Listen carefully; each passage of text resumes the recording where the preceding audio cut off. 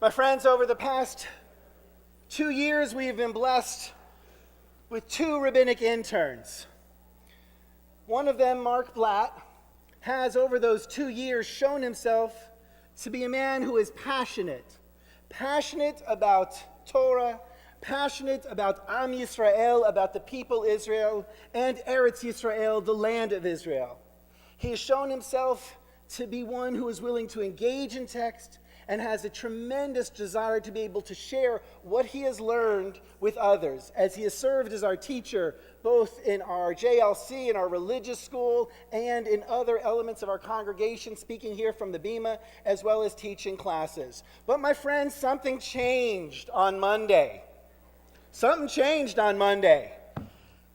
And our intern, our rabbinic intern, became a rabbi. And so it is really with great pleasure and honor to be able to welcome up to the Bima Rabbi Marc Blatt.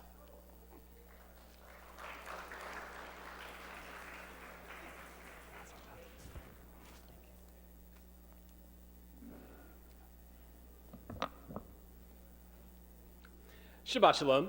Shabbat Shalom.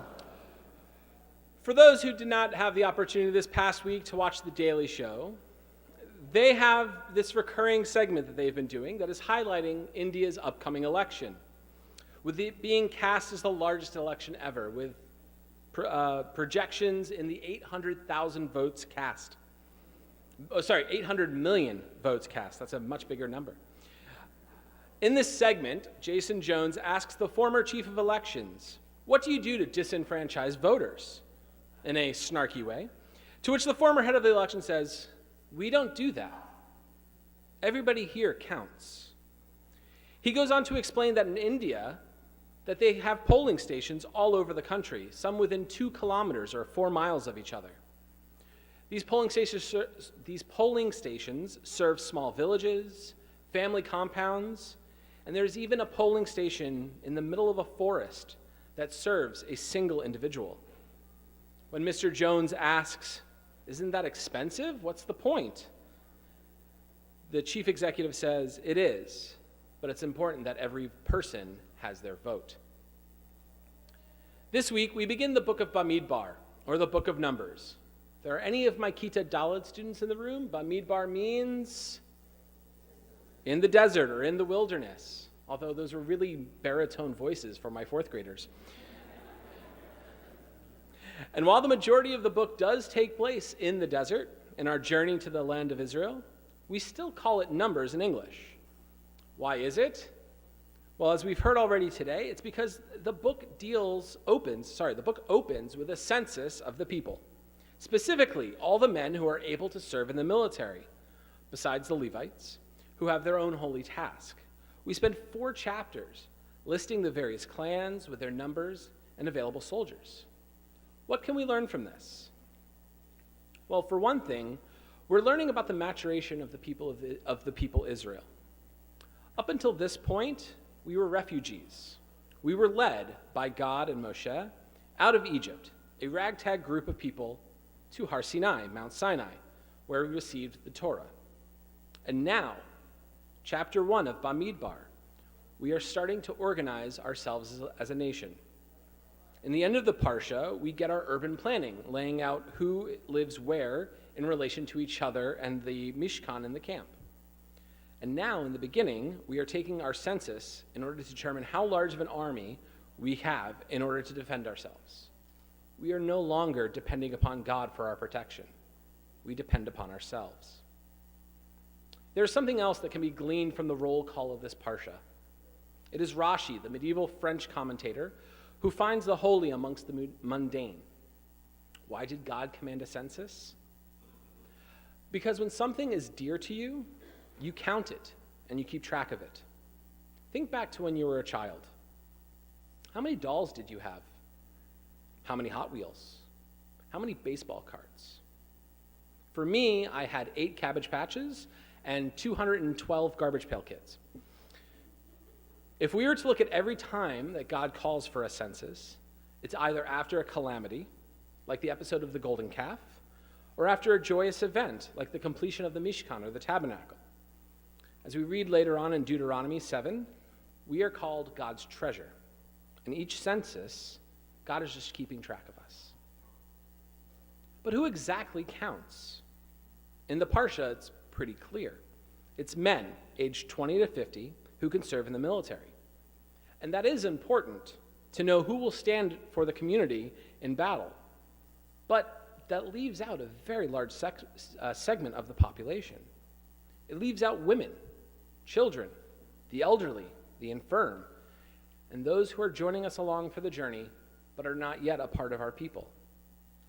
It leaves out the people who turn the army into a community. Unfortunately, it's measures like this that leave the people out who deserve and who need to be counted. If I may offer two quick examples. In my time here in Los Angeles, I've been blessed and privileged to work over the summers at Camp Ramah, California. One of the many things I love about Ramah is the Tikva program, a program that incorporates special needs individuals into the camp community. Amit Sim, the camper group, shares activities, classes, and meals with the mainstream campers. Ezra, the group for the staff-aged individuals with special needs, gives them an opportunity to make a real and not just cosmetic contribution to camp. Whether it be as a mailroom sorter, a greeter in the infirmary, or someone to help in the staff daycare, the Ezra staff feels counted and contributing members of the Ramah, California community. Another example, if I may. In this week's Jewish Journal, Rabbi Adam Greenwald wrote a beautiful op-ed which calls the Jewish community to account on our treatment of newly minted Jews. For 16 weeks, these people wishing to join the community of Jews take classes and immerse themselves in Jewish culture, only to be left, as Rabbi Greenwald puts it, dripping at the mikveh. These are people who have upended their lives and thrown in their lot with ours, and yet they are left to forge ahead on their own. They need mentor families, they need support, and they need community more than anything. These are the people who need to be counted, and these are the people who need to be included. Recently, we, as the Jewish community, were rocked by another census of sorts, the Pew Report.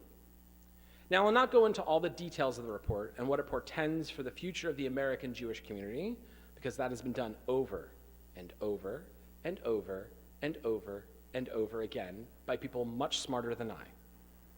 But what I am able to draw from the Pew Report is that we know our numbers and where our challenges lie. So much ink has been spilled over the Pew Report because the health of the Jewish community here in America is something that we hold dear, something that we hold important. The report finds that the single most disaffected group, I gave away the punchline, is our youth. In the larger Jewish community, we have become too complacent in maintaining our communities through our older membership and not listen to those who are looking for more. Now here at Adat Ariel, we are innovative. We are ahead of the curve. With our award-winning USY programming and through our support of Valley Ruach, a group that seeks to engage the 20 and 30-somethings that the Jewish community at large has been hemorrhaging. And if I may, I want to wish a Yasher Koach to my friend and fellow intern, Rabbi Jessica Yarkin, for her hard work in creating and maintaining Valley Ruach these past few years. So as we look back to the Parsha, my challenge to you this Shabbat is to look for those who are not being included, not being counted, and think about what we can do to include them in our communities. And then we must do it. Our community strength is not measured by how many soldiers we can field, but the character of the community that we can build. Shabbat Shalom. Shabbat Shalom.